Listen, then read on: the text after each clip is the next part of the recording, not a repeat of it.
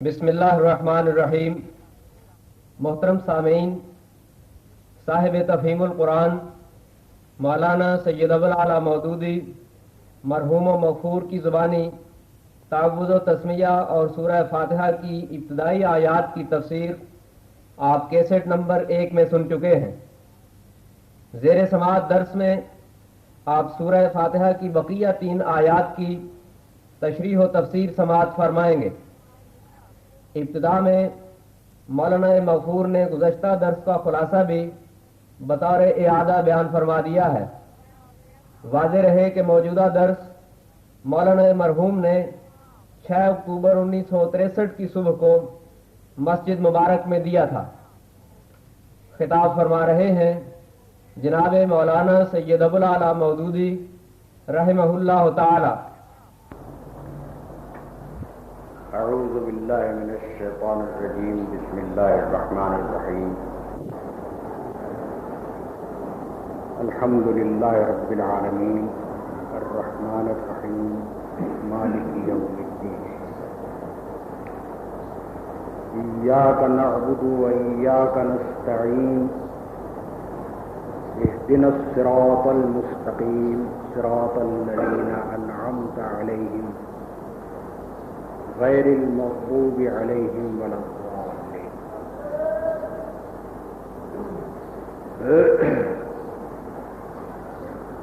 تعریف ہے اللہ رب العالمین کے لیے جو رحمان اور رحیم ہے اور یوم الجزا کا مالک ہے۔ ہم تیری ہی عبادت کرتے ہیں اور تجھی سے مدد مانگتے ہیں۔ ہماری رہنمائی کر سیدھے راستے کی طرف، ان لوگوں کا راستہ جن پر تو نے انعام کیا ہے، جو مغلوب نہیں ہیں اور جو گمراہ نہیں۔ اس سے پہلے میں پچھلی مرتبہ درس میں مالک یوم الدین تک کی تشریح کر چکا ہوں، لیکن آگے کے مضمون کو واضح کرنے کے لیے کچھ تھوڑا سا پچھلی بات کا اعادہ ضروری ہے۔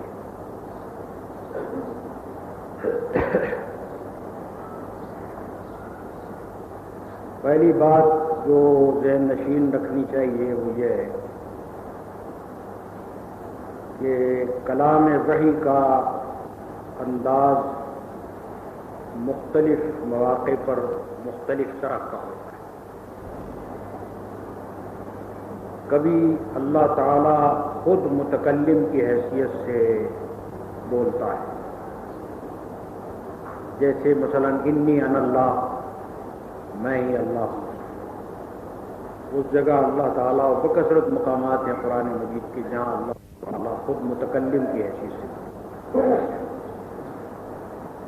کسی جگہ اللہ تعالیٰ اپنے نبی کو مخاطب کر کے فرماتا ہے کہ تم یوں کہو، اور ان کو بتاتا ہے کہ اس طرح سے کہو، جیسے قل یا ایھا الکافرون، قل ھو اللہ احد۔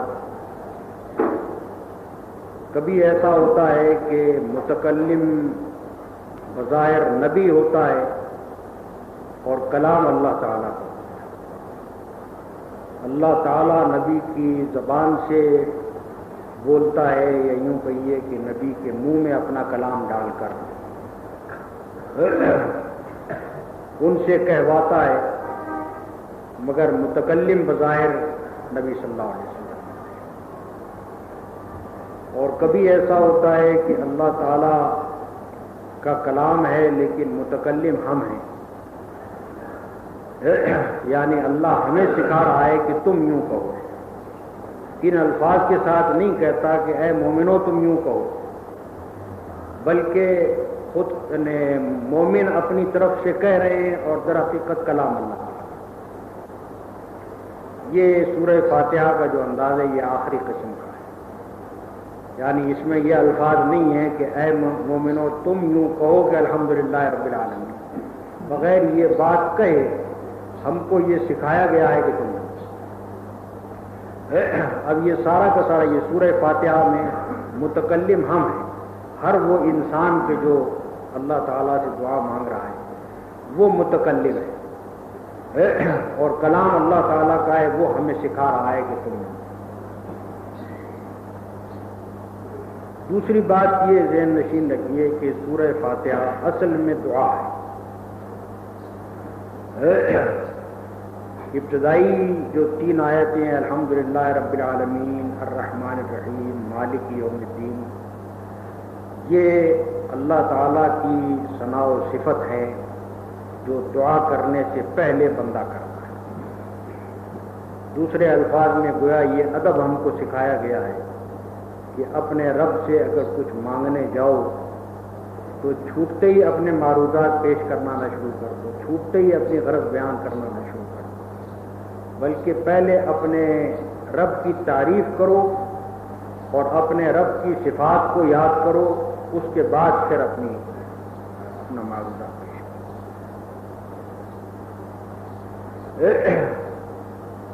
عام معاشرے میں بھی آپ دیکھتے ہیں کہ اگر کسی بڑی ہستی سے کوئی معمولی انسان جا کر اپنی کچھ گزارش پیش کرنا چاہتا ہے تو پہلے اس ہستی کی تعریف کرتا ہے، اس کے کمالات کا اعتراف کرتا ہے، اس کی خوبیوں کا اعتراف کرتا ہے، کہتا ہے کہ آپ بڑے سخی داتا ہیں، آپ بڑے فیاض ہیں، بڑے رحم دل ہیں، میرا یہ کام کریں. گویا دوسرے الفاظ میں وہ 2 باتوں کا اظہار کرتا ہے، ایک یہ کہ جس سے وہ مانگ رہا ہے اس کے کمالات کا اعتراف کرتا ہے، اور دوسری بات یہ ہے کہ جو شخص اس سے مانگ رہا ہے وہ پہلے اس کی رحمت کو، اس کی مہربانی کو اپنی طرف متوجہ کرتا ہے. یہی ادب ہمیں دعا میں سکھایا گیا کہ اللہ تعالیٰ سے کچھ مانگنے سے قبل اللہ تعالیٰ کی حمد و ثنا کرو، اس کی تعریف کرو، تاکہ خود تمہارے اپنے ذہن میں بھی یہ بات تازہ ہو کہ تم کس ہستی سے مانگ رہے ہو، تمہارا کیا تعلق اس کے ساتھ ہے، اور دوسرے اس کی رحمت کو اپنی طرف متوجہ. تو اس طرح سے یہ دعا مانگنے سے قبل 3 فقرے جو ہیں وہ اللہ تعالیٰ کی حمد و ثنا میں، جس میں بندہ اعتراف کرتا ہے کہ جس ہستی سے وہ مانگ رہا ہے وہ کیسی ہستی ہے.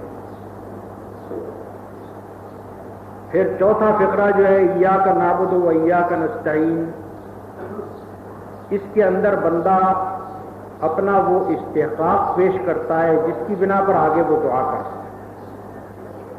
ہے، یعنی یہ بتاتا ہے کہ میرا آپ کے ساتھ کیا طرز عمل ہے. میں آپ کو اپنا معبود مانتا ہوں اور آپ ہی سے مدد مانگتا ہوں، میرا اور کوئی سہارا دنیا میں نہیں ہے، پوری کائنات میں کوئی ہستی ایسی نہیں ہے کہ جس سے میں مدد مانگوں، آپ ہی سے مدد مانگتا ہوں اور آپ ہی کا بندہ ہوں، آپ ہی کی عبادت کرتا ہوں. اس کے بعد پھر اپنا اصل معروضہ وہ پیش کرتا ہے، اہدنا الصراط المستقیم سے لے کر والضالین. یہ ہے اس میں ترتیب کلام. اب اس کے ساتھ ابتدائی جو 3 فقرے ہیں ان میں سے پہلے فقرے میں بندہ 2 باتوں کا اظہار کرتا ہے. ایک بات یہ ہے کہ حمد اللہ رب العالمین کے لیے ہے، اور فقرے کی جو ترکیب ہے وہ خود یہ بتا رہی ہے کہ اس سے مراد صرف یہ نہیں ہے کہ اللہ تعالیٰ کے لیے حمد ہے، بلکہ اس سے مراد یہ ہے کہ اللہ تعالیٰ ہی کے لیے حمد ہے. کوئی دوسری ہستی ساری کائنات میں ایسی نہیں ہے کہ جو حقیقت میں حمد کی مستحق ہو. یہ بھی میں پہلے بیان کر چکا ہوں کہ حمد بمعنی شکر بھی ہے اور بمعنی تعریف بھی ہے، اور اصل معنی اس کے تعریف ہی ہے. اور دنیا میں حقیقت میں کوئی شکر کا مستحق نہیں سوائے اللہ تعالیٰ کے. اسی کی ساری نعمتیں اگر کسی کے واسطے سے پہنچ رہی ہیں تب بھی اسی کے پہنچانے سے پہنچ رہی ہیں، اور اسی کی بدولت اسی کے رحم اور اس کی عنایت سے پہنچ رہی ہیں. جب بندہ ان دونوں باتوں کو اچھی طرح سے سمجھ لے اور سمجھ کر الحمدللہ کہے تو ساتھ ساتھ شرک کی جڑ خود بخود کٹ جائے. ظاہر بات ہے کہ جب آپ الحمدللہ یہ سمجھتے ہوئے کہیں گے تو دنیا میں پھر کوئی دوسری ہستی آپ کو ایسی نظر نہ آئے گی جس کے آپ کے سامنے آپ سر جھکائیں، جس کی آپ اطاعت کریں، جس کے ساتھ آگے ہاتھ پھیلائیں، اس لیے کہ آپ کو یہ معلوم ہے کہ ساری طاقتیں سارے اختیارات، سارا اقتدار بالکل اللہ تعالیٰ کا ہے، اور جو کچھ نعمتیں آپ کو پہنچ رہی ہیں وہ اللہ تعالیٰ کی عطا کردہ ہیں۔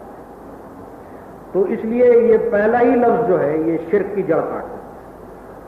وہ شخص جو حقیقت میں موحد نہ ہو وہ الحمدللہ سوچ سمجھ کر صحیح معنوں میں نہیں کہہ سکتا، اور جو شخص سوچ سمجھ کر صحیح معنوں میں الحمدللہ کہہ دے پھر وہ مشرک نہیں ہوتا، اس کے ساتھ پھر اس کے لیے یہ ممکن نہیں رہتا کہ اللہ تعالیٰ کے ساتھ کسی دوسرے کو معبود بنائے، اللہ تعالیٰ کے ساتھ کسی دوسرے کو اپنے شکریوں کا اور اپنی نیاز مندیوں کا مستحق بنائے۔ رب العالمین، اللہ جس کی ہم حمد کر رہے ہیں، اس کی اولین صفت یہ بیان کی گئی ہے کہ وہ رب العالمین ہے۔ رب العالمین قریب قریب اسی معنی میں ہے جیسے ہم اردو زبان میں کہیں گے کہ رب کائنات ہے۔ عالمین اور کائنات قریب قریب ہم معنی الفاظ ایک ہی مفہوم کو ادا کرتے ہیں، تو ساری کائنات کا رب ہے، اور رب کے معنی پالنے والے کے بھی، پرورش کرنے والے کے بھی ہیں، رب کے معنی مالک کے بھی ہیں، رب کے معنی حاکم کے بھی ہیں، رب کے معنی آقا اور سردار ہیں۔ تو حمد ہے اس اللہ کے لیے جو ساری کائنات کا پروردگار، ساری کائنات کا حاکم، ساری کائنات کا مالک اور ساری کائنات کا آقا اور سردار۔ دوسری چیز الرحمن الرحیم، یہ دوسری صفت بیان کی، یعنی رحمان ہے اور بے انتہا۔ رحمان میں خود مبالغے کا صیغہ ہے، اس کے ساتھ رحیم آ کر اور بھی زیادہ مبالغہ بڑھا، یعنی بے انتہا رحیم۔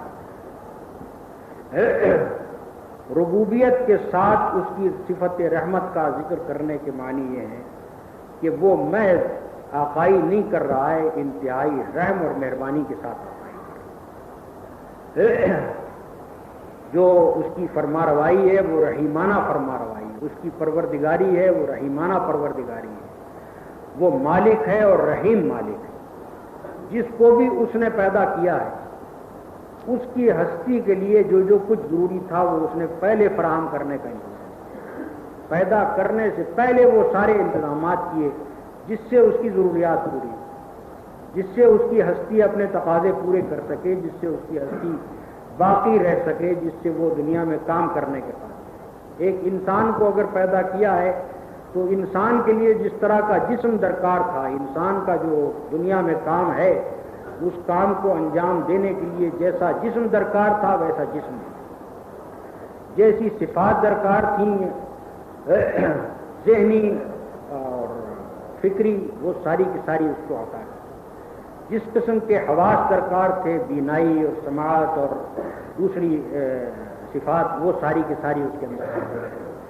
اس طرح سے اس کو تیار کر کے جب دنیا میں اس نے بھیجا تو بھیجنے سے پہلے اس کی پرورش کے سارے سامان فراہم، نہ صرف اس کی پرورش کے سارے سامان کیے بلکہ جس طرح کی ترقی دنیا میں کرنے کی خواہش اس کے اندر پائی جاتی اس کے لیے استعداد بھی پیدا کی اور باہر اس کے لیے سر و سامان بھی پڑا۔ تو یہ اس کی صفت رحمت ہے کہ جس کو بھی اس نے پیدا کیا ہے اس کو یوں ہی نہیں چھوڑ دیا، جس کو بھی اس نے پیدا کیا ہے اس کو پیدا کرنے کے بعد نظر تغافل نہیں کر دیا، بلکہ اس کے پیدا کرنے سے پہلے بھی اس کے لیے سر و سامان فراہم کیا، اس کے پیدا کرنے کے بعد اس کی موت کے وقت تک جو اس کی ضروریات ہیں ان کو فراہم۔ اس کے بعد تیسری صفت مالک یوم الدین کی بیان کی، یعنی وہ مالک اور آقا بھی ہے اور رحیم آقا ہے، لیکن اس کے ساتھ وہ منصف بھی ہے۔ یوم الدین کے معنی یوم الجزا کے ہیں، اس دن کا مالک جس روز کے اللہ تعالیٰ جزا دے گا لوگوں کو ان کے اعمال۔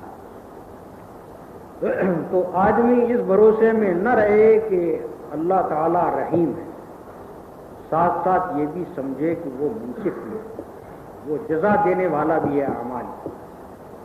اور پھر محض جزا دینے والا نہیں بلکہ وہ مالک یوم الدین ہے، ایک دن ہے کہ جس میں وہ جزا دے گا اور اس دن وہی مالک ہو۔ دوسرے الفاظ میں اس کا مطلب یہ ہے کہ اس روز اس کی جزا اور سزا میں دخل دینے والی کوئی دوسری ہستی نہیں، کسی کا یارہ نہیں ہے کہ اس کی جزا اور سزا میں ذرہ برابر بھی دخل انداز ہو۔ شفاعت اور کی شفاعت میں قطعاً کوئی جبر کا عنصر شامل نہیں ہوتا۔ شفاعت ایک گزارش ہے کہ فلاں آدمی پر عنایت فرما دی، لیکن جس شفاعت میں جبر کا دخل ہو وہ حقیقت میں سفارش نہیں ہے، وہ دباؤ ہے، اور اللہ تعالیٰ کے یہاں دباؤ کا کوئی سوال پیدا نہیں۔ نہ اس بنا پر دباؤ کہ کسی میں یہ طاقت ہے کہ اس سے اپنی بات منوا لے، نہ اس بنا پر دباؤ کہ کوئی اللہ تعالیٰ کا ایسا محبوب ہے کہ اللہ تعالیٰ محبت کے مارے مجبور ہو کر اس کی بات مانے۔ ان دونوں قسم کے دباؤ سے اس کی وہ شفاعت خالی ہے۔ اس وجہ سے شفاعت اللہ کے مالک یوم الدین میں ذرہ برابر بھی قادح نہیں۔ مالک یوم الدین ہے یعنی اس روز بالکلیہ آدمی کی قسمت اللہ تعالیٰ کے ہاتھ میں ہو، جو چاہے سزا دے دے، جو چاہے جزا عطا فرمائے، کسی دوسرے کا اس کے اندر کوئی دخل نہیں۔ یہ تصور اللہ تعالیٰ کا اس میں پیش کیا گیا ہے کہ وہ رب ہے، رحیم ہے اور مالک یوم الدین۔ ان تین باتوں کو بیان کرنے کے بعد اب بندہ کہتا ہے کہ ایاک نعبد و ایاک نستعین۔ جیسا میں نے آپ سے کہا کہ اللہ کی تعریف کرنے کے بعد بندہ اب اپنا استحقاق بیان کرتا ہے کہ کس بنا پر وہ اپنے آپ کو اس کا مستحق سمجھتا ہے کہ اللہ تعالیٰ کے حضور اپنی گزارش پیش کرے۔ اب اس استحقاق کی بنیادیں دو بیان کی گئی ہیں، ایک یہ کہ ایاک نعبد اور دوسرے یہ کہ ایاک نستعین۔ دوسرے الفاظ میں یوں سمجھیے کہ اگر کوئی شخص حقیقت میں ایاک نعبد کہنے کے قابل نہیں ہے اور ایاک نستعین کہنے کے قابل نہیں ہے تو اس کا استحقاق ہی ختم ہو جائے۔ اللہ تعالیٰ سے پھر مانگنے کا اسے حق باقی نہیں رہتا اگر وہ ایاک نعبد حقیقی معنی میں کہنے کے قابل نہیں ہے اور ایاک نستعین کہنے کے قابل۔ حقیقی معنی میں ایک بات کہنے کے قابل اس وقت ہوتا ہے آدمی جبکہ وہ کام کر بھی رہا ہو۔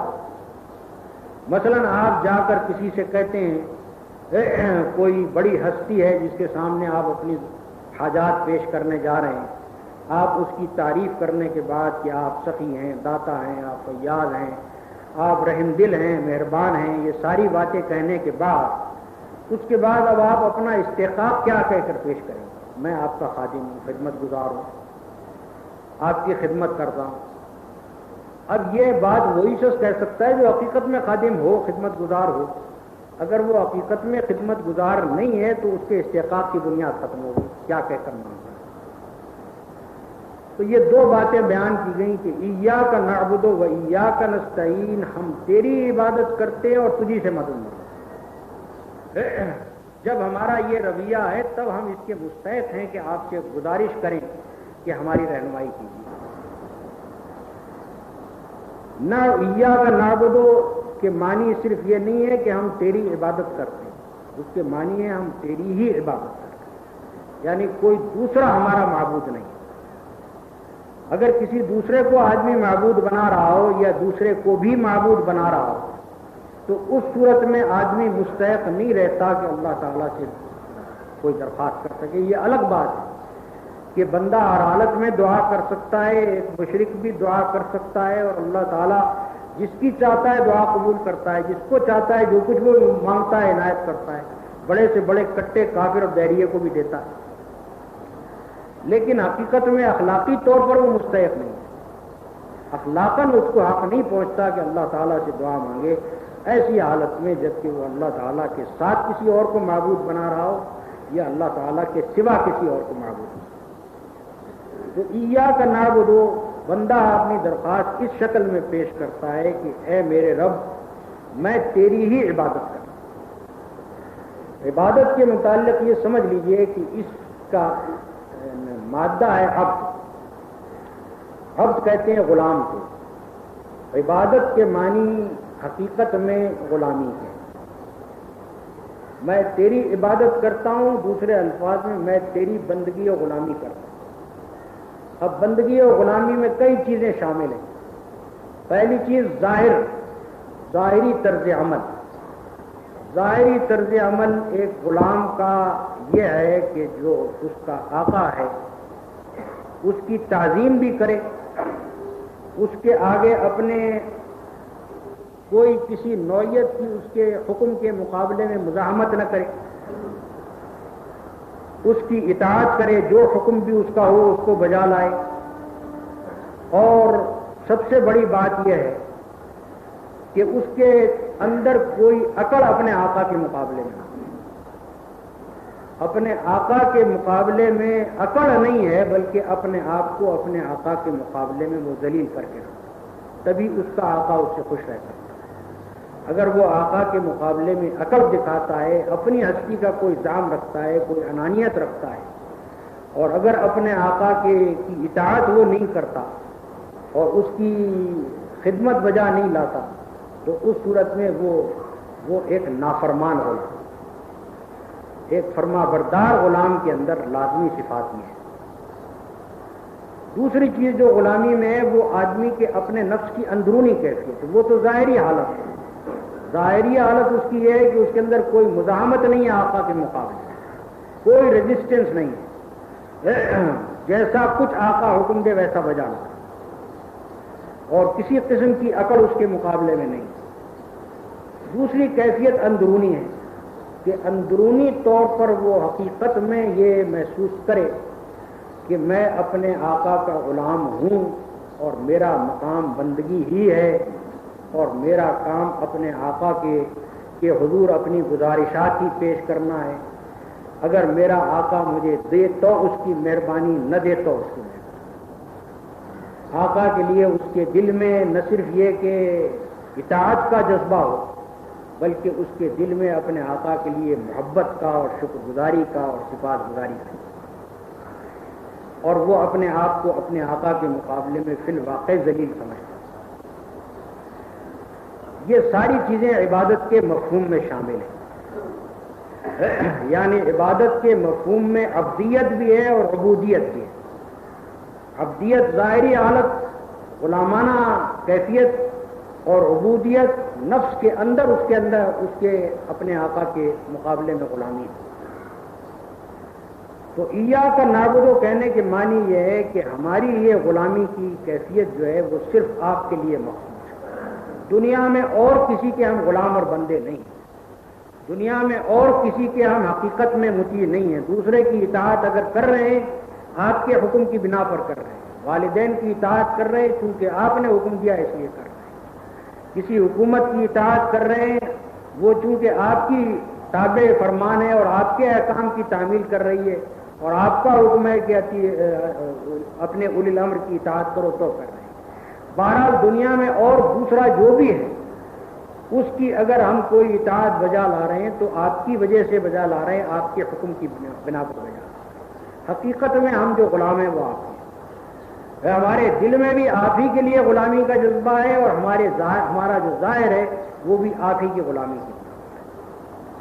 اب لفظ عبادت کا جو اطلاق پرستش کے بعد افعال پر ہے ان کی حقیقت پر آپ غور کیجئے تو وہ در حقیقت عبادت کا ایک مظہر بھی ہیں اور عبادت کے جذبے کا ظہور بھی ان کے ذریعے سے ہوتا ہے، اور وہ بندے کو بندگی کی تربیت بھی دیتی ہے. یہ ساری چیزیں ان کے اندر شامل ہیں. مثلا نماز ہے. دنیا بھر میں آپ دیکھیں گے بادشاہوں نے نقل اتاری ہے خدائی کی، کس طرح لوگوں کو یہ حکم دیا ہے کہ ان کے سامنے ہاتھ باندھ کے کھڑے. اس زمانے تک بادشاہوں کے سامنے اس طرح سے کھڑے ہونے کا دستور رہا ہے کہ ہاتھ باندھ کے ان کے سامنے کھڑے ہو. نگاہ نیچی رکھو، بادشاہ سے نگاہ ملا کر بات نہیں کر سکتے.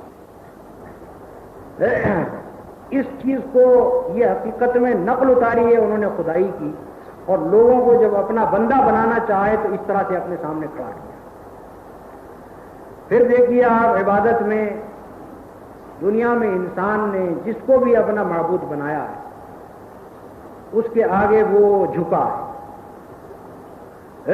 جھکنا جو ہے یہ بندگی کی ایک کھلی علامت ہے. ایک آدمی دوسرے آدمی کے سامنے جھکتا ہی اس وقت ہے جبکہ وہ اس کی بڑائی تسلیم کر رہا ہو اور اپنے آپ کو اس کے مقابلے میں ذلیل قرار دے رہا ہو اور اپنی ذلت کا اعتراف کرے۔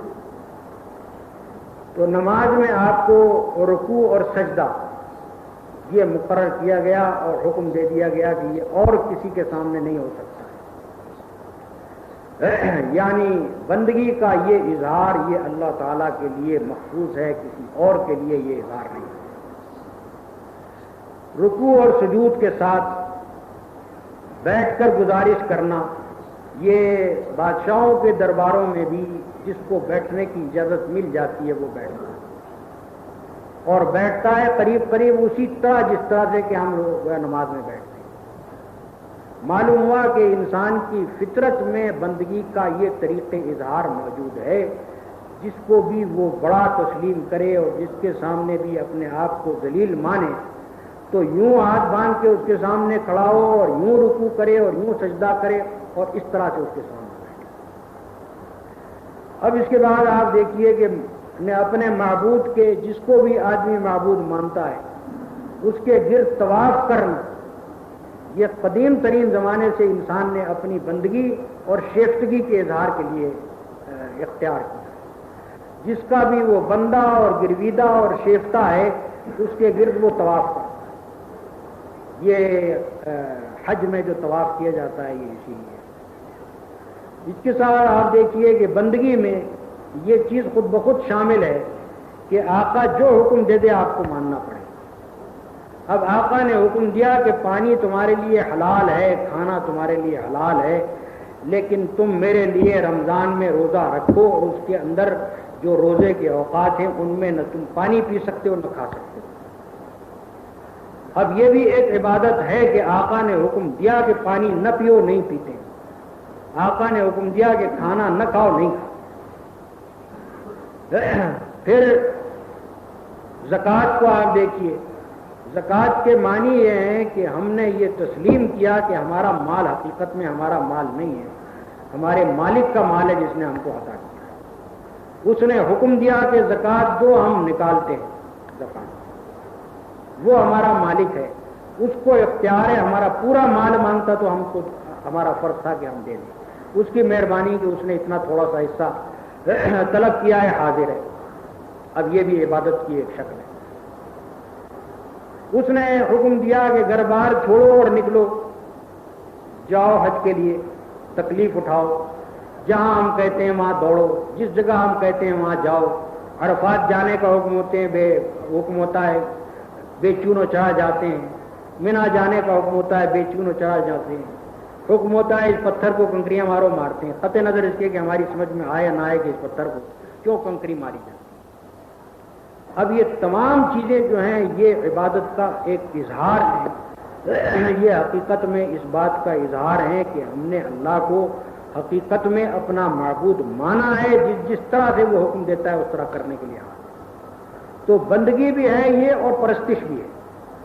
تو فرمایا گیا کہ ایاک نعبد، تم یوں کہو کہ اے ہمارے رب ہم تیری ہی عبادت کرتے ہیں، یعنی تیرے ہی ہم پرستار ہیں اور تیرے ہی ہم بندے اور غلام۔ وَإِيَّاكَ نَسْتَعِينُ، اور تجھی سے مدد مانگتے۔ اب یہ جو تجھی سے مدد مانگنا ہے یہ ایاک نعبد کے بعد ایک گہرا تعلق ہے عبادت اور استعانت کے درمیان۔ یہ سمجھ لیجئے کہ آدمی عبادت اس کی کرتا ہے جس کے متعلق اس کو یقین ہو کہ حقیقت میں وہی مالک ہے، حقیقت میں وہی فرما روا ہے، حقیقت میں سارے اختیارات اس کے ہیں، پورا اقتدار اس کا ہے، ساری جو کچھ دنیا میں ہے وہ اس کا ہے۔ جب تک آدمی یہ نہ سمجھے کسی کی عبادت نہیں کرتا۔ جب آدمی نے معبود بنایا اللہ تعالیٰ کو یہ سمجھتے ہوئے کہ سب کچھ اسی کا ہے، ہم بھی اسی کے ہیں اور دنیا میں جو کچھ ہے سب اسی کا ہے اور سارے اختیارات اس کے ہیں، مالک الکل ہے وہ اور فرمانروا مطلق ہے وہ، یہ ماننے کے بعد پھر اس طرح اس کا کوئی امکان نہیں رہتا کہ آدمی استعانت کسی اور سے کرے۔ یعنی عبادت اور استعانت میں ایسا گہرا قریبی تعلق ہے کہ اگر آدمی استعانت کہیں اور کر رہا ہے تو اس کے معنی یہ ہے کہ عبادت بھی کہیں اور ہی کر رہا ہے۔ جہاں وہ استعانت کے لیے مدد مانگنے کے لیے دوڑ رہا ہے، حقیقت میں وہیں اس کا مرکز عبادت بھی ہے. جو مرکز عبادت اس کا ہے وہیں وہ مانگے. تو ایاک نعبدو کے ساتھ ایاک نستعین کا نہایت گہرا تعلق. چونکہ ہم اللہ تعالیٰ ہی کو معبود مانتے ہیں، اس لیے اللہ تعالیٰ ہی سے ہم مدد بھی مانگتے ہیں. ہمارا یہ خیال ہے، ہمارا یہ عقیدہ ہے، ہم اس بات کے اوپر پوری طرح سے مطمئن ہیں کہ اللہ تعالیٰ ہی کے سارے اختیارات ہیں، سب کچھ اسی کا ہے. اس وجہ سے کوئی دوسرا ہماری مدد کر نہیں سکتا. کسی دوسرے کی طرف ہم مدد کے لیے ہاتھ پھیلا نہیں سکتے. اسی کی بندگی کر رہے ہیں اور اسی سے مدد مانگتے ہیں. اس جگہ ایک غلط فہمی رفع ہو جانی چاہیے. مجھے پیاس لگتی ہے اور میں کسی آدمی سے کہتا ہوں کہ بھائی مجھے ذرا پانی لا، اور وہ پانی مجھے لا کر دے دیتا ہے. اس چیز کا نام وہ استعانت نہیں ہے جو یہاں مطلوب پیشن ہو. ایک استعانت وہ ہے کہ جو قانون طبعی کے تحت، نیچرل لا کے مطابق ایک آدمی دوسرے آدمی سے یا دوسری کسی چیز سے کرتا ہے. یعنی قانون طبعی میں ایک آدمی، اللہ تعالیٰ نے کچھ چیزوں کو کچھ چیزوں کے لیے سبب بنایا ہے، اور وہ معلوم و معروف ہے، علانیہ ظاہر ہے. ان اسباب میں سے کسی سبب کو تلاش کرنا اور اس سبب کے ذریعے سے اپنا کام نکالنے کی کوشش کرنا، یہ وہ استعانت نہیں ہے جو توحید کے خلاف ہو. آپ بیمار ہوتے ہیں، ڈاکٹر کو بلاتے ہیں، ڈاکٹر سے اپنا علاج کرانے کی کوشش کرتے ہیں. وہ جو نسخہ تجویز کرتا ہے آپ جاتے ہیں کیمسٹ کے پاس، اس سے دوا لے کر آتے ہیں. آپ کو کوئی حاجت پیش آتی ہے اور آپ کسی شخص کے پاس جاتے ہیں اور اس سے کوشش کرتے ہیں کہ وہ آپ کی اس حاجت کو رفع کر دے. آپ کو کوئی تکلیف پہنچتی ہے، آپ عدالت میں جاتے ہیں اور جا کر اپنی شکایت پیش کرتے ہیں، اس کے ذریعے سے مدد حاصل کرتے ہیں. یہ ساری چیزیں جو ہیں اس نوعیت کے تمام افعال یہ اس استعانت کی تعریف میں نہیں آتے جو یہاں پیش نظر. دوسری نوعیت استعانت کی اور ہے، وہ یہ ہے کہ آپ کسی چیز کے متعلق، کسی ہستی کے متعلق یہ سمجھتے ہوں کہ وہ فوقت طبعی طریقے، سپر نیچرل طریقے سے آپ کی مدد کرنے والا. اگر میں فرض کیجئے بجائے اس کے کہ کوئی آدمی جو یہاں میرے سامنے کھڑا ہے اس سے کہوں کہ مجھے پانی لا کر دے، میں کسی ایسی ہستی کو جو مثلا موراکو میں رہتی ہے اس کو یہاں سے کہتا ہوں کہ مجھے، یا حضرت مجھے پانی دے دی. زندہ ہیں وہ، وہاں موجود ہیں موراکو میں، لیکن وہ یہاں نہیں ہے، اور پانی لا کر دینا اسباب قانون طبعی کے تحت ان کا کام یہاں نہیں ہے. اب اگر میں ان کو یہاں سے بیٹھ کر پکارتا ہوں کہ مجھے پانی فراہم کر دیجئے، اس کے معنی ہے کہ میں یہ سمجھتا ہوں کہ وہ سپر نیچرل طریقے سے، فوقت طبعی طریقے سے میری مدد کریں. وہ وہاں سے بیٹھے بیٹھے اسباب کو متحرک کریں گے تاکہ مجھے یہاں پانی ملے. یہ وہ استعانت ہے جو یہاں پیش نظر. یہ استعانت جو ہے وہ شرک ہو جاتی ہے. تو اس بات کو ملحوظ رکھیے کہ قانون طبعی کے تحت استعانت یہ شرک نہیں، فوقت طبعی تصور کے تحت استعانت یہ شرک ہے اگر اللہ کے سوا کسی اور سے کی جائے. جیسے میں نے کہا ابھی زندہ ہستی کو اگر آپ پکاریں، ایسا ہی کوئی ہستی اگر وفات پا گئی اس کو جب آپ پکارتے ہیں اس کام کے لیے تو وہ بھی ظاہر بات ہے کہ وہی شرک، مشرکانہ استعانت ہے. فوقت طبعی طریقے سے استعانت بجز اللہ تعالیٰ کے اور کسی سے نہیں مانگی جا سکتی. اللہ تعالیٰ کے سوا اگر کسی اور سے آدمی اس طرح کی استعانت کرتا ہے تو شرک کا ارتکاب ہے. ایک آدمی بیمار ہے، اگر بیماری کی حالت میں وہ ڈاکٹر کو بلاتا ہے جو یہاں موجود ہے تو یہ وہ استعانت نہیں جس میں ذرہ برابر بھی کوئی شائبہ شرک کا ہو. لیکن اگر وہ کسی ایسے طبیبی کو، وہ طبیبی ہے لیکن ایسے طبیب کو جو امریکہ میں رہتا ہے وہ یہاں سے پکارتا ہے کہ مجھے شفا عطا فرمائیے، تار نہیں دیتا اس کو کہ آپ میرے لیے نسخہ تجویز کیجیے، کوئی ریڈیو ٹرنک کال نہیں کرتا ہے، کوئی اس طرح کا ذریعہ اختیار نہیں کرتا. اپنے پلنگ پر لیٹے ہوئے اپنے دل میں کہتا ہے کہ اے ڈاکٹر صاحب میری مدد کیجیے. یہ استعانت ہو گئی، کیونکہ اس شکل میں اگر ڈاکٹر صاحب مدد دینے والے ہوں تو اس کے معنی ہے کہ وہ عالم میں اسباب کے اوپر فرمانروائی کر رہے ہیں. وہ جہاں سے چاہیں بیٹھے ہوئے اسباب کو حرکت دے سکتے ہیں، مجھے یہاں شفا عطا فرما سکتے ہیں. یہ مشرکانہ استعانت ہے. اب ایاک نعبد و ایاک نستعین حقیقی معنوں میں وہی شخص کہہ سکتا ہے کہ جو نہ تو اللہ تعالیٰ کے سوا کسی اور ہستی کی فرمانروائی مانتا ہو، نہ اللہ تعالیٰ کے سوا کسی اور ہستی کو اپنا مالک مانتا ہو، نہ اللہ تعالیٰ کے سوا کسی اور ہستی کو اپنا خالق اور اپنا رازق اور اپنا رب سمجھتا ہو، اور اللہ تعالیٰ ہی کی بندگی بجا لاتا ہو اور اللہ تعالیٰ ہی سے مدد مانگتا ہو۔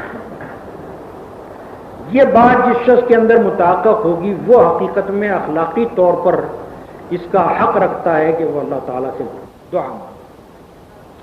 اگر وہ یہ نہیں کرتا ہے تو اللہ تعالیٰ سے دعا مانگنے سے مانے نہیں ہے، کوئی چیز روکتا نہیں اللہ تعالیٰ۔ مشرک کو بھی وہ اگر دعا مانگے تو اس کی دعا سنتا ہے اور چاہے پوری کرتا ہے چاہے نہیں کرتا، لیکن اخلاقاً اس کو استحقاق نہیں۔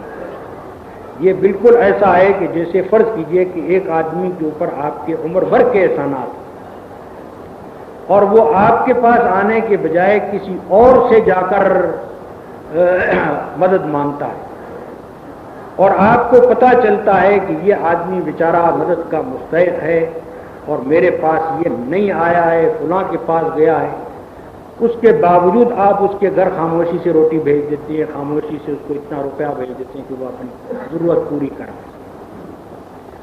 وہ اس شخص کی ناشکر گزاری الگ ہے، یہ آپ کی مہربانی ہے کہ آپ اس کو بھیج دیتے ہیں، لیکن اخلاقاً ایسا آدمی اس کا مستحق نہیں کہ وہ آپ کو، اس کا منہ نہیں ہے کہ وہ آپ کے سامنے آ سکے۔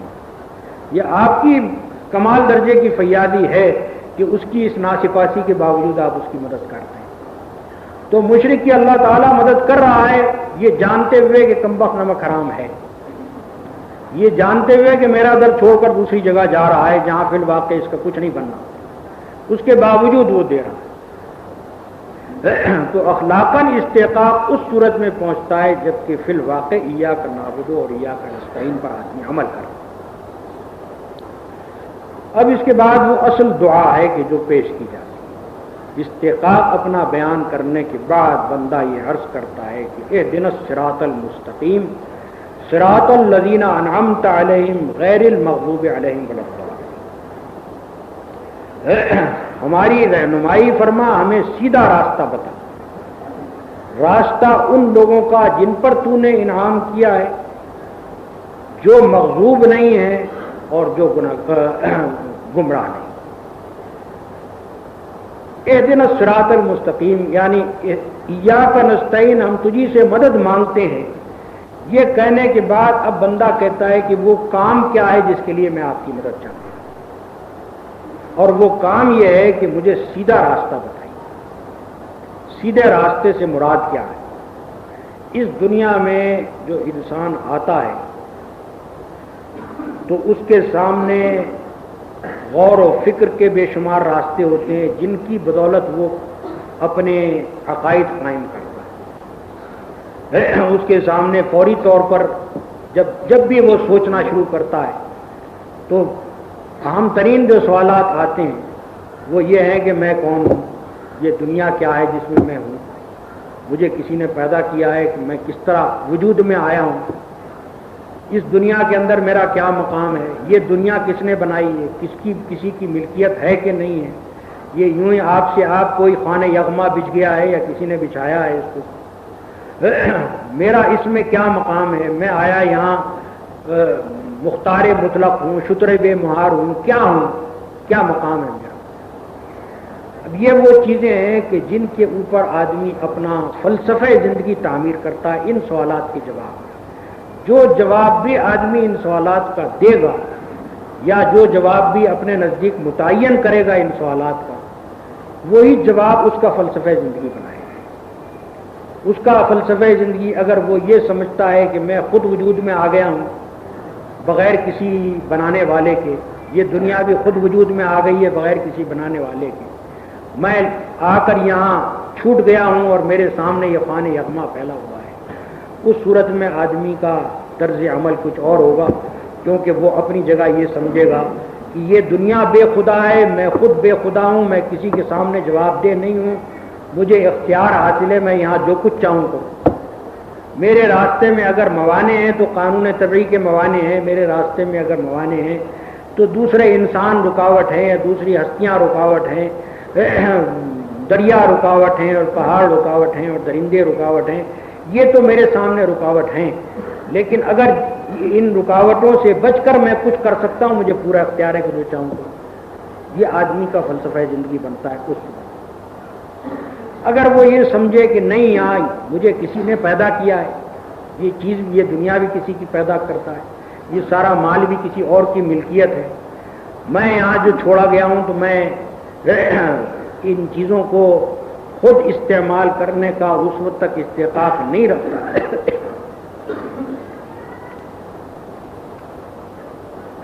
جب تک کہ مجھے یہ نہ معلوم ہو کہ کس کی یہ ملکیت ہے، اور جس کی یہ ملکیت ہے جب تک اس کی اجازت نہ ہو، جب تک مجھے یہ معلوم نہ ہو کہ وہ کس طرح سے چاہتا ہے کہ میں اس میں تصرف کروں، اس صورت میں اس کا فلسفہ زندگی کچھ اور ہو جائے۔ وہ ایک یوں سمجھیے کہ ایک ریسپانسبل ہستی، ایک جواب دہ ہستی اپنے آپ کو سمجھ کے کام کر رہا ہے۔ بے شمار فلسفے اس دنیا میں مختلف تصورات کی بنا پر جو آدمی نے اپنے متعلق اور اس کائنات کے متعلق قائم کیے ہیں، بے شمار فلسفے دنیا میں بنے۔ اپنے متعلق اگر کوئی غلط رائے آدمی قائم کر بیٹھا ہے اور اس کائنات کے متعلق کوئی غلط رائے قائم کر بیٹھا ہے تو ظاہر بات ہے کہ اس کا پورا فلسفہ زندگی غلط ہے۔ اگر ایک آدمی نے یہ سمجھا ہے کہ یہ دنیا مجھے عذاب دینے کے لیے بنائی گئی ہے، یہاں لا کر میں چھوڑا گیا ہوں کہ یہاں عذاب پاؤں، اور یہ دنیا اس غرض کے لیے ہے کہ مجھے مبتلا آلام کیا جائے اور میرا کام یہ ہے کہ ان آلام سے بچ کر کسی طرح بھاگ نکلوں، ظاہر بات ہے کہ وہ رہبانیت اختیار کرے گا، ترک دنیا، سنیاس، اس کے سوا اور اس کے لیے کوئی راستہ نہیں۔ اگر آدمی یہ سمجھ رہا ہے کہ یہ دنیا بغیر کسی کے بنائے بنی ہوئی ہے، میں بغیر کسی کا بنا ہوا ہوں، مجھے پورا اختیار ہے یہاں جو کچھ چاہوں کروں، ظاہر بات ہے کہ مادیت کے سوا اور کوئی فلسفہ وہ اختیار نہیں کر سکتا۔ اگر وہ سمجھتا ہے کہ بہت ساری ہستیاں ہیں کہ جنہوں نے اس کو بنایا ہے، مجھے بنانے والی بھی بہت ساری ہستیاں ہیں، اس دنیا کو بنانے والی بھی بہت ساری ہستیاں ہیں، بہت ساری ہستیاں یہاں کار فرمائی کر رہی ہیں، ظاہر بات ہے کہ آدمی کوئی نہ کوئی مشرکانہ عقیدہ کرے گا۔ تو پہلی چیز جس میں آدمی کو صراط مستقیم کی ضرورت ہے وہ فکر کی صراط مستقیم، خیال کی صراط مستقیم میں آدمی صحیح نقطہ نظر اختیار کرے اور صحیح فکر اور صحیح فلسفہ زندگی اس کو ملے۔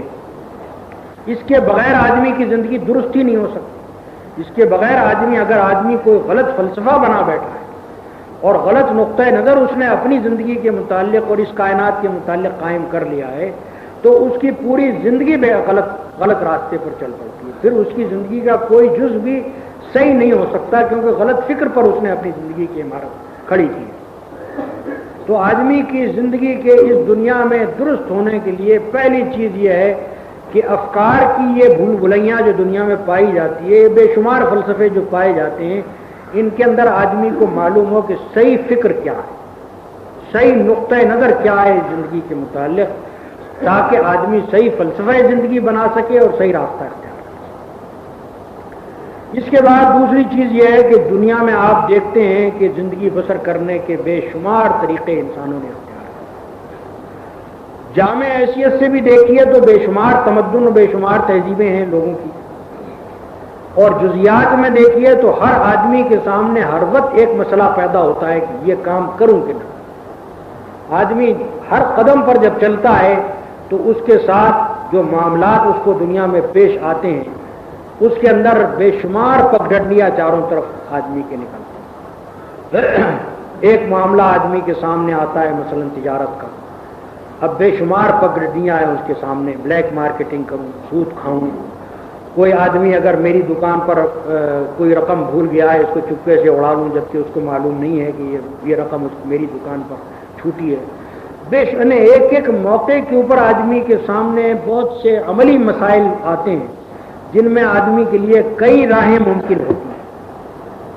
اب یہ جو ایک یوں سمجھیے کہ ایک جنگل ہے کہ جس میں سے ہم گزر رہے ہیں، جس میں ہمارا راستہ واضح نہیں ہے، اس میں آدمی اللہ تعالیٰ سے یہ مدد مانگتا ہے کہ مجھے سیدھا راستہ بتا تاکہ میں ان مختلف قسم کی پگڈنڈیوں پر چل کر کھوئے جانے سے بچ جاؤں اور اس دنیا میں بالکل اسٹریٹ لائن کے اندر چل سکے، بالکل سیدھے راستے کے اوپر چل سکے۔ یہ آدمی کی سب سے بڑی ضرورت ہے۔ اسی وجہ سے ایاک نعبد و ایاک نستعین کہنے کے بعد عیسائیوں کی دعا کے مطابق ایک مومن یہ نہیں کہتا کہ ہماری آج کی روٹی ہمیں دے۔ یہ سب سے چھوٹی انسان کی ضرورت ہے۔ جو سب سے بڑی انسان کی ضرورت ہے وہ یہ ہے کہ اس کو زندگی کا سیدھا راستہ معلوم، فکر کا اور عمل کا صحیح راستہ اس کو معلوم ہو، تاکہ وہ اس دنیا کی بھول بھلیاں میں کھویا نہ جائے۔ یہ جو جنگل کا جنگل پھیلا ہوا نظر آ رہا ہے، اس کے اندر مختلف پگڈنڈیوں کے اندر آدمی گمراہ ہوتا نہ چلا جائے، بلکہ اس کو سیدھا راستہ معلوم ہو جو اس دنیا سے سیدھا جنت کی طرف لے جانا۔ اب اہدنا الصراط المستقیم کہنے کے بعد اب اس صراط مستقیم کی جو تعریف کی گئی ہے وہ اس شکل میں کہ صراط الذین انعمت علیہم، وہ ان لوگوں کا راستہ جن کے اوپر تو نے انعام کیا ہے۔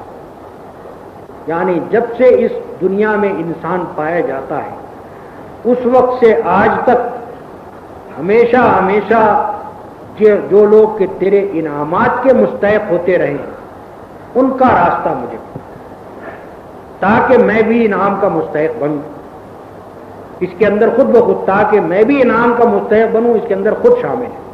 یعنی جب وہ راستہ آپ کو مل جائے گا جس سے آدمی اللہ کے انعام کا مستحق ہوتا رہا ہے، تو اس پر چل کر آپ بھی انعام کے مستحق قرار پائیں گے۔ اگر وہ راستہ نہیں ملا تو اس کے معنی ہے کہ آپ انعام کے مستحق نہیں ہو سکتے۔ تو اس راستے کی تعریف اس شکل میں بیان کی گئی۔ اس کی تعریفیں بہت سی ممکن تھیں، لیکن اللہ تعالیٰ نے جو نمایاں ترین تعریف ہے، جو بالکل کامن سینس سے تعلق رکھتی ہے، پہلی نظر میں جو جس کی طرف آدمی متوجہ ہو سکتا ہے، وہ یہی تعریف ہے کہ وہ راستہ کہ جس سے آدمی انعام کا مستحق ہو، جس سے آدمی انعام کا مستحق ہوتا رہا ہے اور جس سے توقع کی جائے کہ آج بھی وہ انعام کا مستحق ہو۔ اب دیکھیے اس جگہ آگے چل کر اب مزید اس کی توضیح کی گئی، غیر المغضوب علیہم ولا الضالین۔ اس جگہ ترجمے دو کیے جاتے ہیں عام طور پر۔ ایک ترجمہ کیا جاتا ہے یہ کہ راستہ ان لوگوں کا جن پر تو نے انعام کیا، اور ان لوگوں کا راستہ نہیں جو تیرے غضب کے مستحق ہوئے اور جو گمراہ۔ ایک ترجمہ یہ کیا جاتا ہے۔ اس صورت میں یہ دو الگ قسم کے گروہ بنتے ہیں، ایک گروہ انعام پانے والوں کا جن کا راستہ ہم مانگتے ہیں، اور دوسرا گروہ ان لوگوں کا کہ جن پر اللہ کا غضب ہوا ہے اور جو گمراہ ہوئے ہیں، ان کے راستے سے ہم بچنے کی توفیق اللہ تعالیٰ سے مانگتے ہیں۔ دوسرا جو ترجمہ ہے وہ یہ ہے کہ راستہ ان لوگوں کا جن پر تو نے انعام کیا ہے، جو مغضوب نہیں ہیں اور جو گمراہ نہیں۔ اس صورت میں یہ بات کے جو دونوں فقرے ہیں وہ پہلے فقرے کی تشریح مزید ہے۔ ایک تشریح اس صراط الذین انعمت علیہم کی یہ ہے کہ انعام پانے والوں کا راستہ، دوسری تشریح یہ ہے کہ وہ انعام پانے والے جو تیرے غضب کے مستحق نہیں ہیں اور جو گمراہ نہیں۔ جو قرآن مجید کے الفاظ ہیں ان کے اندر دونوں معنوں کی گنجائش ہے، لیکن جو متبادر مفہوم ہے اس سیاق عبارت میں وہ یہی دوسرا مفہوم ہے، یعنی راستہ ان لوگوں کا جن پر تو نے انعام کیا ہے، جو گمراہ نہیں ہوئے اور جو تیرے غضب کے مستحق نہیں۔ اب اس میں یوں سمجھیے کہ نگیٹو اور پازیٹو دونوں طریقوں سے اس راستے کی تعریف بیان کی۔ پازیٹو یہ ہے کہ ان لوگوں کا راستہ جن پر تو نے انعام کیا، اور نگیٹو یہ ہے کہ جو مغضوب نہیں ہے اور جو گمراہ نہیں۔ اب اس میں انعامات کی دو حیثیتیں الگ الگ واضح ہو جاتی۔ انعام دیکھیے نمرود کے اوپر بھی ہوا تھا، فرعون کے اوپر بھی ہوا تھا، اسٹالین پر بھی ہوا تھا اور ہٹلر پر بھی ہوا تھا، اور دنیا میں جو بھی دولت کما رہا ہے، جو بھی عیش اڑا رہا ہے، جو مزے کر رہا ہے، وہ ظاہر بات ہے کہ اللہ تعالیٰ سے انعام ہی تو پا رہا ہے۔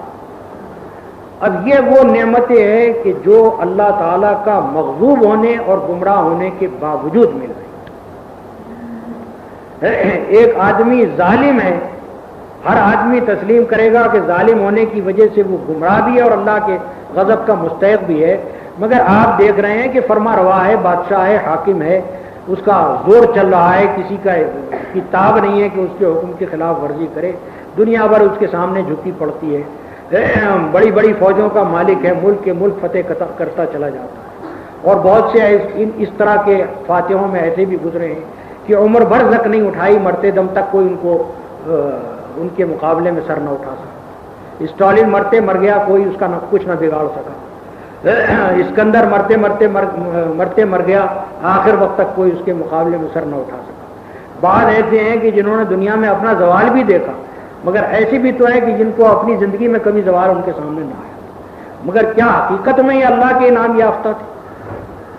حقیقت میں اللہ کے انعام یافتہ نہیں، حقیقت میں اللہ کے غضب کے مستحق تھے، حقیقت میں گمراہ تھے، لیکن باوجود اس کے اللہ تعالیٰ کے انعامات ان پر تھے۔ وہ الگ ایک قانون ہے اللہ کا، لیکن مومن یہ کہہ رہا ہے کہ مجھے وہ انعامات نہیں چاہیے جو مغضوبوں اور گمراہوں کو ملتے ہیں، مجھے وہ انعامات چاہیے کہ جو اللہ تیری رحمت کے مستحق لوگوں کو ملتے ہیں، وہ انعامات چاہیے کہ جو راہ راست پر چلنے والوں کو ملتے ہیں۔ گمراہی کے اندر جو انعامات ہیں وہ مجھے درکار نہیں، اور مغضوبیت کے اندر جو انعامات ہیں وہ ان کا میں طالب نہیں ہوں، میں ان انعامات کا طالب ہوں کہ جو تیری رحمت کے مستحق اور راہ راست پر چلنے والوں کو ملتے ہیں۔ اس کے ساتھ درس قرآن ختم ہوتا ہے۔ اب آپ مولانا مغفور کی زبانی بعض سوالوں کے جوابات سماعت فرمائیں گے۔ پہلے سوال میں مولانا مرحوم سے یہ دریافت کیا گیا تھا کہ انسان کو مرض کس غرض کے لیے لاحق ہوتا ہے۔ اس سوال کے الفاظ ریکارڈ میں نہیں آ سکے تھے۔ خطاب فرماتے ہیں جناب سید مودودی رحمت اللہ علیہ۔ اس طریقے سے مرض کی توجیہ اس حد تک کی جا سکتی ہے، وہ بھی تمام امراض کی، کہ مرض کس وجہ سے پیدا ہو۔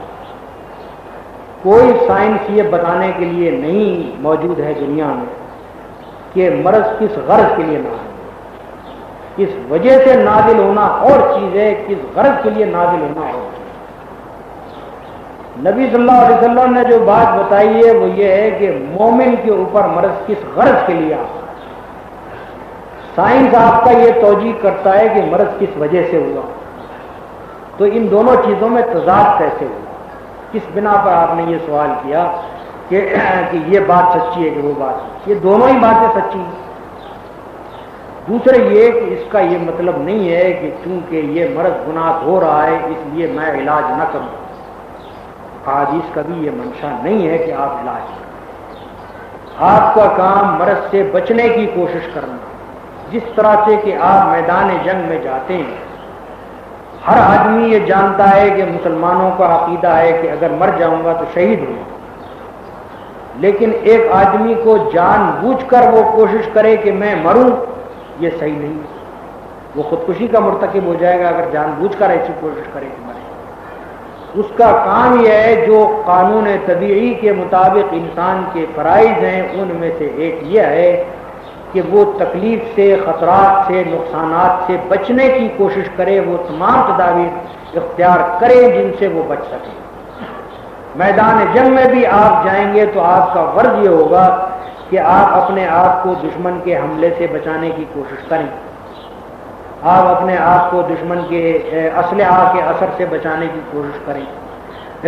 آپ خندق کھودیں گے، اس کے اندر بیٹھیں گے تاکہ سیدھے کھڑے ہو کر آپ گولیاں نہ کھا جائیں۔ یہ تمام تدابیر آپ کریں گے۔ اس کے بعد اگر کوئی گولی لگ جائے تو آپ صحیح نہیں۔ ایسے ہی مرض کے معاملے میں ہے کہ آپ کی انتہائی کوشش ہونی چاہیے کہ مرض نہ ہو، آپ کی انتہائی کوشش ہونی چاہیے کہ بیمار ہو گئے تو شفا حاصل ہو۔ اس کے بعد جو کچھ اللہ کی طرف سے جتنی کچھ بھی تکلیف آئے گی وہ آپ کے گناہوں کا کفارہ ہے۔ تکلیف بہرحال جب مرض ہوگا تو اللہ تعالیٰ کچھ نہ کچھ پیش آئیں گے۔ آپ نے اپنی کسی تصنیف میں یہ تحریر کیا ہے کہ موسیٰ سے قبل از نبوت ایک بڑا گناہ سرزد ہوا تھا، کیا یہ عصمت انبیاء کے خلاف بات نہیں؟ اگر نہیں تو اس کی تسلی بخش توجیہ فرمائیں۔ افسوس یہ ہے کہ علماء کرام نے عوام کو حکم بنا رکھا علمی اور بڑے اہم گہرے علمی مسائل میں بجائے اس کے کہ وہ علمی حیثیت سے معقول طریقے سے بحث کریں، سڑکوں اور جلسہ گاہوں میں کھڑے ہو کر تقریریں کرتے ہیں اور بالکل عوام الناس کو خطاب کر کے ان کو گویا حکم بناتے ہیں کہ وہ فیصلہ کریں کہ کون حق پر ہے کون باطل۔ یہی یہ حرکت ہے کہ جن صاحب سے یہ سوال کیا گیا ان بیچارے کو یہ بھی نہیں معلوم کہ میری کوئی تصنیف ہے جس میں یہ ہے۔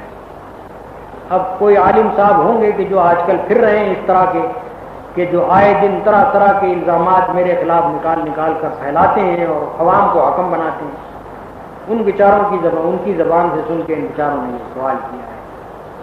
اب مجھے بتائیے کہ یہ عوام الناس بیچارے عصمت انبیاء کے مسئلے کی نزاکتوں کو کیسے سمجھیں؟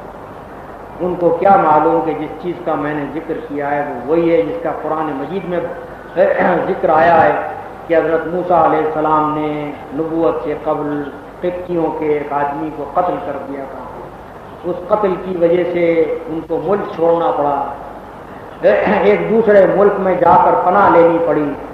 جس وقت اللہ تعالیٰ نے ان کو مامور کیا ہے مصر جانے کے لیے کہ فرعون کے سامنے اللہ تعالیٰ کے نبی کی حیثیت سے اپنا مشن پورا کریں، تو اس موقع پر حضرت موسیٰ علیہ السلام نے جو عذر کیا تھا وہ یہ تھا کہ میرے ذمے ان کا ایک گناہ ہے کہ جو مجھ سے ہو گیا ہے، مجھے خطرہ ہے کہ وہ مجھے قتل کر دیں۔ جس وقت حضرت موسیٰ علیہ السلام فرعون کے پاس گئے تو اس نے یاد دلایا کہ تم نے ہمارے ہاں ایک گناہ کیا تھا، اور انہوں نے کہا کہ میں نے اس وقت یہ فعل اس وقت کیا تھا جبکہ میں ظالمین میں سے تھا۔ اب یہ ساری چیزیں قرآن مجید میں آئی، ان ساری چیزوں کے باوجود عصمت انبیاء کا مسئلہ بھی اپنی جگہ حق ہے۔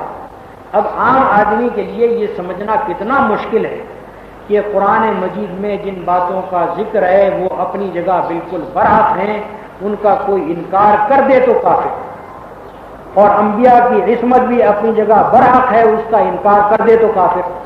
ان دونوں چیزوں کے اندر کس طرح سے ان کو ریکنسائل کیا جائے، کیسے ان کے درمیان مطابقت کی جائے؟ کیا یہ سڑکوں اور جلسہ گاہوں میں ہمارے عوام اس نزاکت کو سمجھ سکتے ہیں؟ لیکن کیا ظالم ہیں وہ لوگ کہ جو اس طرح کی بحثیں وہاں چھیڑتے ہیں۔ اور میرے لیے سب مشکل یہ ہے کہ میں اگر ان حضرات کی تردید کرتا ہوں تو میرا ہی نقصان، اس وجہ سے کہ اگر علماء دین کا احترام ختم ہو جائے قوم کے اندر تو حقیقت میں وہ سارے دین کا نقصان ہے، میرا نقصان۔ تردید کرنے سے اس لیے روکتا ہوں، تردید نہیں کرتا تو رات دن لوگوں کے دماغوں میں کیچڑ بڑھتے پھرتے ہیں، اور رات دن ان کی کوشش یہ ہے کہ جو کام خدا کا میں کر رہا ہوں لوگوں کو جہاں تک ہو سکے اس سے روکیں۔ جنگ بدر کا قصہ آپ نے ایک حدیث کی طرف اشارہ کرتے ہوئے فرمایا تھا کہ ایک صحابی کسی کافر کا پیچھا کر رہا تھا کہ اسے قتل کر دوں، لیکن ابھی اس صحابی نے اس کافر کو ہاتھ نہیں لگایا کہ وہ مر گیا۔ اس سے مراد تھی کہ اس کو فرشتے نے مارا تھا، مگر آپ نے قرآن کی تفسیر میں اس کے خلاف لکھا ہے کہ فرشتوں سے قتال کا کام نہیں لیا گیا، بلکہ اس کی صورت یہ تھی کہ کفار پر جو ضرب مسلمان لگائیں وہ فرشتوں کی مدد سے ٹھیک بیٹھے۔ معلوم نہیں کہ میں نے کس جگہ یہ بات لکھی ہے، میں نے کبھی نہ اس بات کو بیان کیا نہ کبھی یہ لکھا کہ ایک صحابی نے کسی کافر کا پیچھا کیا ان کے ہاتھ لگانے سے پہلے وہ مر گیا۔ یہ اگر کسی روایت میں ہے بھی تو وہ ضعیف روایت ہے۔ اصل بات وہی ہے جو تفہیم القرآن میں میں نے لکھی ہے کہ فرشتوں کا کام دراصل یہ تھا کہ کفار کے دلوں میں رعب ڈالیں اور مسلمانوں کی جو حرب و ضرب ہے اس کو کارگر بنائیں گے۔ اگر فرشتوں کا کام ہی جنگ میں آ کر خود لڑنا مسلمانوں کی طرف سے ہوتا اور کفار کو خود قتل کرنا ہوتا تو پھر جنگ بدر میں صحابہ کرام کو مدینے سے آنے کی کیا ضرورت تھی؟ فرشتے یہ کام کر لیتے۔ ایک صاحب نے یہ سوال کیا ہے کہ کیا نبی اور غیر نبی کی پیدائش میں کچھ فرق ہے؟ سننے میں آیا ہے کہ نبی خاص طور پر ناف سے پیدا ہوتے ہیں، یہ معاملہ تشریح ہے۔ عجیب عجیب مسائل گھڑے جاتے ہیں اور بعضوں میں بیان کیے جاتے ہیں۔ اب یہ ایک نیا مسئلہ ہے کہ جو بیان میں نے بھی سنا ہے کہ یہ بیان کیا جا رہا ہے۔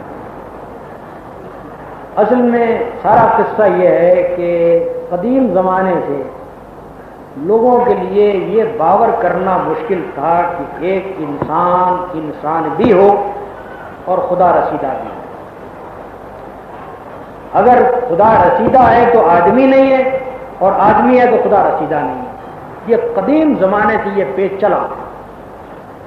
اب ان لوگوں کا جی نہیں چاہتا کہ جس کو خدا کا نبی مان چکے ہیں پھر وہ انسان بھی ہو اور اسی طرح پیدا ہو جیسے کہ انسان پیدا ہوا کرتے ہیں، باپ کے نطفے سے پیدا ہو، ماں کے رحم میں پرورش پائے، اور جس طرح سے ساری دنیا پیدا ہوتی ہے اس طرح سے وہ پیدا ہو۔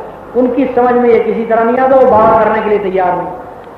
اور قرآن مجید کہتا ہے کہ ہم نے نبی انہی انسانوں کو بنایا ہے۔ قرآن مجید بار بار بے اصرار کہتا ہے کہ ہم نے انسانین کو نبی بنا کر بھیجا ہے۔ جو بھی نبی بنا کر بھیجے گئے تھے وہ انسان تھے، بازاروں میں چلتے پھرتے تھے، کھاتے پیتے تھے، اولاد والے تھے، تمام وہ کام کے جو انسان کرتے ہیں وہ سارے ہوتے ہیں۔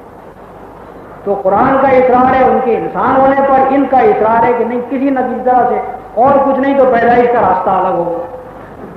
اب اس کا کوئی علاج دنیا میں نہیں ہے اگر فی الواقع یہ لوگ قرآن مجید کو غور سے پڑھیں اور اس پر سچے دل سے ایمان لائیں تو اس طرح کے مسائل کرنا بند کریں۔ یہ ایک صاحب نے سوال کیا ہے کہ حضرت داؤد علیہ السلام کی امت کون تھی اور آج کل اس کے ماننے والوں کو کس نام سے یاد کیا جاتا ہے؟ داؤد علیہ السلام بنی اسرائیل کے نبی تھے، کوئی الگ ان کی امت نہیں تھی۔ بنی اسرائیل میں بڑی کثرت سے انبیاء آئے ہیں اور وہ سارے کے سارے انبیاء اسی ایک شریعت کی پیروی کرتے تھے اور کراتے تھے جو حضرت موسیٰ علیہ السلام لے کر آئے۔